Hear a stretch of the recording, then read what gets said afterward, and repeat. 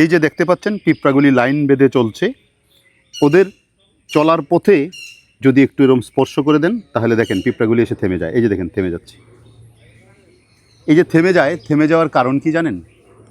এই থেমে যাওয়ার কারণ হচ্ছে পিঁপড়া যখন দলবদ্ধভাবে লাইন বেঁধে চলে তখন তাদের পথে এক ধরনের রাসায়নিক নিঃসরণ করে, সেটা হচ্ছে ফেরোমন।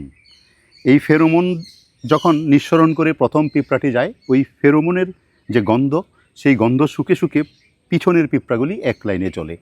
অর্থাৎ এই পিঁপড়া যখন কোনো খাবার আহরণের জন্য দূরে কোথাও যায়, যাওয়ার সময় সেই পথের মধ্যে ফেরোমন রাসায়নিক নিঃসরণ করে যেতে থাকে এবং ফেরার পথে সে যেন তার পথটি ভুলে না যায়, এই জন্য ফেরোমন নিঃসরণ করে যায়।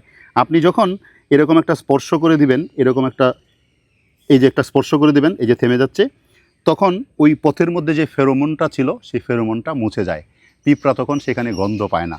ফলে ওরা করে কি, এই পথে আবার কিছুক্ষণ থেমে এই পথের মধ্যে আবার ফেরোমন নিঃসরণ করে দেয়, যেন পরবর্তী পিঁপড়াগুলি ওই পথটা অনুসরণ করে তাদের যে বাসা, সেই বাসায় যেতে পারে। এই হচ্ছে মূল কারণ।